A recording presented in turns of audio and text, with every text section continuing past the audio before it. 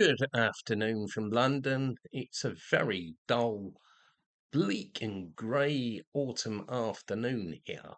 And hello to all dear comrades, friends, and supporters from Dr. Dermot Hudson, the chairman of the British Group for the Study of the Juche idea, chairman of the Korean Friendship Association of the UK, an official delegate of the KFA for the UK, president of the Association for the Study of Songun Politics UK, and of course the owner of this very self-same channel, Songun 007, the militant voice of Songun and Juche in the UK, defending people's career with no ifs or buts.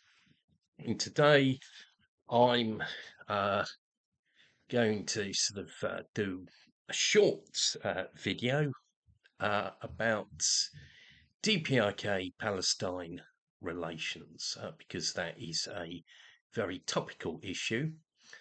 And as some viewers will know, last week myself and the KFA organisation secretary, Comrade Alan Bollen, participated in the big Palestine march in London. And the DPRK, of course, has always been on the side of the Palestinian people. It's one of the few non-Arab countries that does not recognise Israel. I think the other one is Cuba. But if you notice now, Russia, the People's Republic of China, and Vietnam all have diplomatic relations with Israel. I believe China actually established relations with Israel in 1992. And of course, historically, the Soviet Union recognized Israel for reasons I'm not going to discuss here, and also I don't fully understand why the USSR recognized Israel. Of course, there was a period when Israel adopted fake socialist slogans, and there was supposedly left-wing Zionism in Israel, but that period is long gone, and Israel is a very reactionary state. It is a shock brigade of US and world imperialism, and carries out operations against socialist countries and national liberation movements. And it, just like South Korea, is a puppet state of US imperialism. It's as simple as that. So the DPRK did not recognize Israel, and Israel, for its part, made itself an enemy of the DPRK. David Ben-Gurion, one of the early Israeli leaders, wanted to send Israeli troops to fight alongside the Yankee imperialists in the Fatherland Liberation War against the Korean people. In the end, he just sent financial aid to Israel. Israel established relations with the South Korean puppets in 1962. And these days, I believe Israel actually funds centres for the human scum traitors in South Korea, the so-called defectors. Some of these are funded by Israel.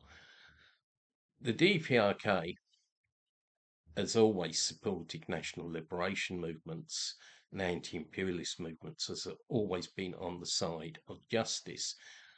So on the 13th of April 1966, the DPRK established relations with Palestine. Chairman Yasser Arafat, the late leader of the Palestine Liberation Organization, visited the DPRK 5 times. and also George Habash of the Popular Front for the Liberation of Palestine visited the DPRK. And the DPRK's always had relations with the PLO, with the Popular Front for the Liberation of Palestine, with the Democratic Front for the Liberation of Palestine, and with the Palestinian Popular Struggle Front. In fact, when I've been in the DPRK and I've visited the excellent International Friendship Exhibition on Mount Moyhang, which houses the gifts sent by the peoples of the world to the great leaders, President Kim Il-sung and Chairman Kim Jong-il and respected Marshal Kim Jong-un. I saw the case where the gifts from Palestine are displayed, and I thought it was very interesting. There was actually a gift from the Juche Idea Study Group of the Popular Democratic Front for the Liberation of Palestine, which of course is now called the Democratic Front of for the Liberation of Palestine. So the Palestinian people, the Palestinian revolutionaries, actually actively study the Juche idea and promote it. And another sign of the excellent relations between the DPRK and Palestine was the fact that a Palestinian diplomat based in the DPRK in the 1980s wanted to have a child, but unfortunately they were unable to conceive a child. But after receiving medical treatment at DPRK hospitals, his wife gave birth to a daughter who later also had to receive medical treatment for the DPRK for a scalp condition. She was named Jindalay by Chairman Kim Jong-il, and she is a staunch friend of the DPRK to this day. And the DPRK, of course, supported the Arab peoples in their struggles against the Israeli Zionist aggressors and the US imperialists. Back in 1973, in the October War against Israel, the DPRK actually sent a squadron of planes from the Air Force of the Korean People's Army to Egypt, where they had their own air traffic control and own cooks, and they saw action against the Israeli Zionists. And when I was visiting the DPRK in 2008, one of my guides was also not only an English speaker, but an Arabic speaker, and he'd served as a DPRK diplomat in the Middle East. And he told me a story about how when the Israelis were eavesdropping on the conversations of Egyptian pilots, how if they heard Korean being spoken, they became very frightened because of the invincibility of the Korean People's Army Air Force.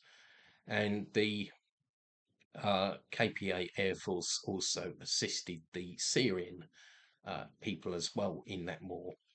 So DPRK has given a lot of support to Palestine and the Arab peoples. It is a genuinely anti-imperialist state, and that's why we must defend people's Korea with no ifs or buts. So if you're a friend of Palestine, you should be a friend of people's Korea as well. Well, thank you for listening to this video. If you're not already a subscriber to the channel Songun 007, please consider subscribing, and to our affiliated channel, Korean Friendship Association of the UK, and share content from the channel as much as possible. And also, please subscribe um, uh, to our, well, not subscribe, please buy our publications. There'll be a link in the description. We have an active publishing program. There's many books written by myself, but also by other people in KFA UK, in the British Group for the Study of the Juche idea, and some works collectively written. And above all, what is most essential in defending people's career with no ifs or buts is activity, activity, and activity. So tomorrow we'll be picketing the fascist imperialist bourgeois BBC. Uh, I know there's a Palestine march tomorrow as well, but perhaps you can go on the Palestine march and then nip over to see us outside the BBC. And we've got a couple of online events lined up, so hope to see you. Have a good day and goodbye.